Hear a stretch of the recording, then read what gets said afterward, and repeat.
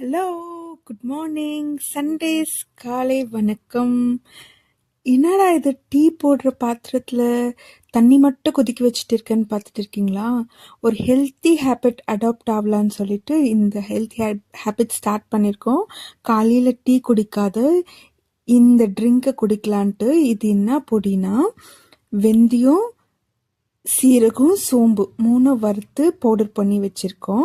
இது காலையிலையும் நைட்டும் சுடு தண்ணியில் மிக்ஸ் பண்ணி குடிக்கணுன்ட்டு பிளான் பண்ணியிருக்கோம். அப்போ டீயே குடிக்க மாட்டிங்களான்னு கேட்காதீங்கோ.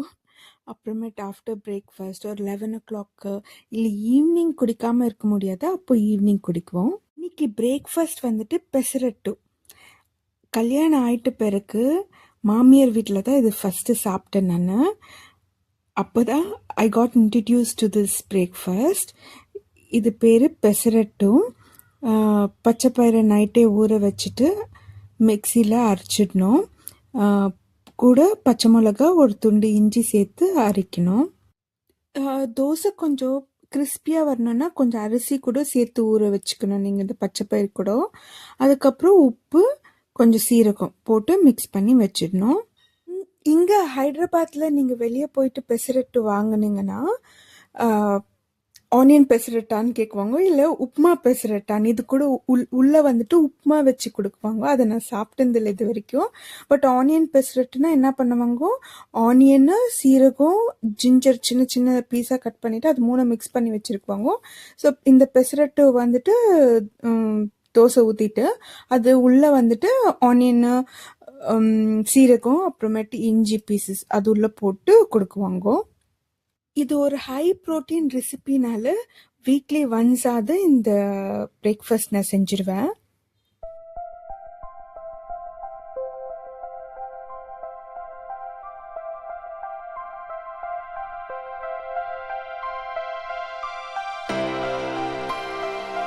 உங்களுக்கு பெரிய பெரிய ஸ்ப்ரவுட்ஸ் வரணும்னா இந்த மாதிரி ஹாட் பாக்ஸில் போட்டு வச்சிங்கன்னா ஸ்ப்ரவுட்ஸ் நெக்ஸ்ட் டேவே பெரிய பெரிய ஸ்ப்ரவுட்ஸ் வந்துடும்.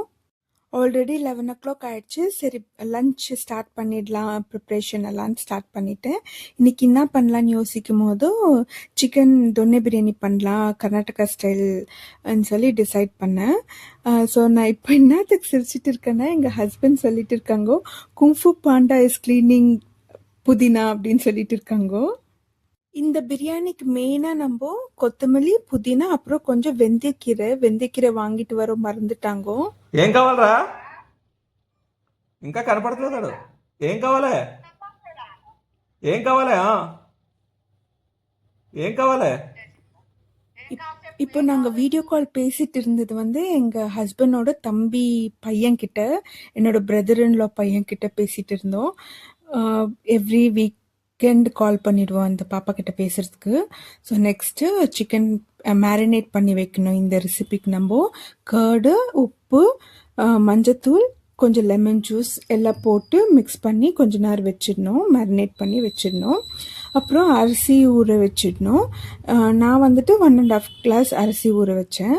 நான் தம்ப்நெயிலில் போட்டிருக்குவேன் தொன்னை பிரியாணி டர்ன்ட் இன்ட்டு பொங்கல்ன்ட்டு. ஏன்னா வந்துட்டு நான் கொஞ்சம் தண்ணி ஜாஸ்தியாக வச்சுட்டேன். அதனால தான் நான் சொன்னல, வீட்டில் இருந்தால் கண்டிப்பாக அப்பப்போ டீ கேட்டுகிட்டே இருக்குவாங்க எங்கள் ஹஸ்பண்ட். ஸோ டீ போட ஸ்டார்ட் பண்ணேன். இந்த பிரியாணிக்கு நம்ம ஒரு பவுடர் ரெடி பண்ண போகிறோம். இதெல்லாம் ட்ரை ரோஸ்ட் பண்ண போகிறோம். பட்டை, லவங்கம், ஏலக்காய், சோம்பு, சீரகம், மிளகு, ஸ்டார் அனீஸ், தனியா, அப்புறமேட்டு அந்த ஒரு பிளாக் கலரில் ஒன்று இருக்குங்களா, அது பேர் தெரியல எனக்கு. அதெல்லாம் சேர்த்து ட்ரை ரோஸ்ட் பண்ணி பவுடர் பண்ண போகிறோம். ஸோ நம்ம மிளகாத்தூள் போடுறதில்ல இந்த பிரியாணிக்கு. இந்த மசாலா கிரைண்ட் பண்ணி இந்த மசாலா போட போகிறோம், பவுடர். அதுக்கப்புறமேட்டு புதினா, கொத்தமல்லி அதெல்லாம் வந்துட்டு கிரைண்ட் பண்ணி பேஸ்ட்டாக போட போகிறோம். பிரியாணிக்கு முட்டை இல்லைன்னா எப்படி? ஸோ முட்டையோ வேக வச்சுட்டேன் குக்கரில் வேக வச்சுட்டா சீக்கிரமாக வெந்துடும் இல்லைங்களா முட்டை, அதனால குக்கரில் வேக வச்சுட்டேன். நெக்ஸ்ட்டு அந்த க்ரீன் பேஸ்ட் அரைச்சிக்கலாம்.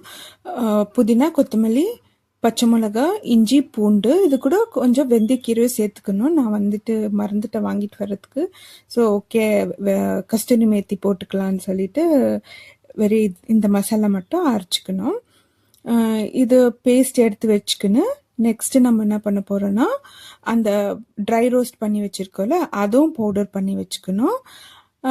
அப்புறமேட்டு ஒரு வெங்காயமும் சேர்த்து மிக்ஸியில அரைச்சுக்கணும். நான் மறந்துட்டேன்.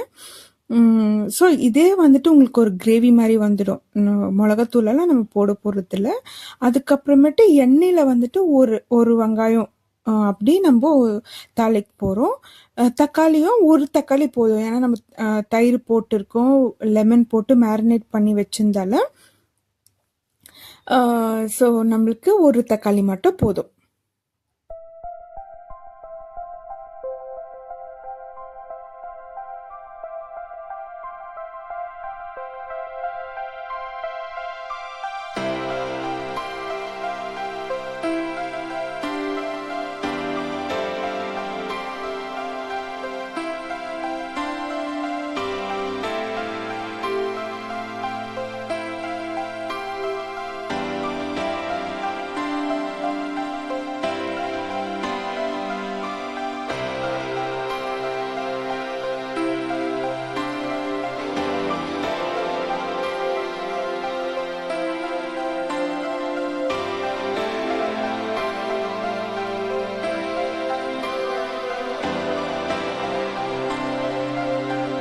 ஆயில்ல கொஞ்சம் கீ கொஞ்சம் போட்டுக்கணும். அதுக்கப்புறம் கரம் மசாலா ஐட்டம்ஸு பட்டை, லவங்கம், ஏலக்காய், பிரிஞ்சி இலை எல்லாம் போட்டு 1 இல்ல 1 1/2 வெங்காயம் போட்டு ஃப்ரை பண்ணிட்டு, இந்த ட்ரை ரோஸ்ட் பண்ணி வச்சிருக்கோம் இல்லையா பவுடரு, அது வந்து எண்ணெயில போடணும். அப்போ நல்லா ஸ்மெல்லு ஃப்ளேவர்ஃபுல்லா இருக்கும் பிரியாணி. நெக்ஸ்ட்டு ஒரு தக்காளி போட்டு வதக்கிக்கணும். அது ஆயிட்ட பிறகு நம்ம அரைச்சி வச்சிருக்கோம் இல்லையா பேஸ்ட்டு, அந்த க்ரீன் பேஸ்ட்டு அதுவும் சேர்த்து எல்லாம் மிக்ஸ் பண்ணிட்டு, நம்ம மேரினேட் பண்ணி வச்சிருக்கிற சிக்கனும் சேர்த்துக்கணும் அது கூட. இந்த பிரியாணிக்கு வந்து சீரக சம்பார் அரிசி தான் யூஸ் பண்ணுவாங்க. நான் வீட்டு அரிசியை யூஸ் பண்ணிக்கினேன்.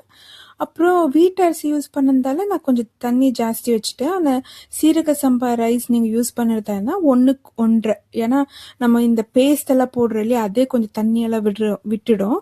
அதனால 1 கிளாஸ்க்கு 1.5 கிளாஸ் தண்ணி ஊற்றிக்கோங்க. அப்போ கரெக்டாக இருக்கும். டேஸ்ட் எல்லாம் அல்டிமேட்டாக வந்திருந்தது. டேஸ்ட்டுக்கு ஒன்றும் பிரச்சனையே இல்லை. தண்ணி மட்டும் நான் கொஞ்சம் ஜாஸ்தியாக வச்சிருந்தாலும் அது கொஞ்சம் குழஞ்சிச்சு. ஸோ மேரினேட் பண்ணி வச்சிருக்க சிக்கனை போட்டு அது கூட எல்லாம் மிக்ஸ் பண்ணிவிட்டு ஒரு மீடியம் ஃப்ளேமில் ஒரு 5 மினிட்ஸ் விட்டுடுங்க. தயிர் பச்சடிக்கு ரெடி பண்ணிட்டு இருந்தேன். பார்த்தா கேஸ் காலி ஆகிற மாதிரி இருந்துச்சு. ஐயோ, கேஸ் வேற காலி ஆகிட்டு ரொம்ப கஷ்டம் ஆயிடுச்சு எங்களுக்கு. அப்புறம் கேஸ் எல்லாம் சேஞ்ச் பண்ணிவிட்டு நெக்ஸ்ட்டு ப்ரொசீஜர் ஸ்டார்ட் பண்ணோம். ஸோ தண்ணி கொச்சோன்னா அரிசி போட்டுட்டு 2 விசில்ஸ் வச்சுடுங்க. தம்மெல்லாம் இறங்கி ப்ரெஷரெல்லாம் இறங்கிட்டு பிறகு நெய் போட்டு கலாரிட்டா சூப்பரான ஒரு சிக்கன் தொன்னை பிரியாணி ரெடி. யாருன்னா பெங்களூருக்கு வரும்போது இந்த பிரியாணி சாப்பிட்டுருக்கீங்களா? இது பெங்களூர் ரொம்ப ஃபேமஸ். சிக்பெட்டை தொன்னை பிரியாணி, பெங்களூர் தொன்னை பிரியாணி இதெல்லாம் ரொம்ப ஃபேமஸ்ஸு.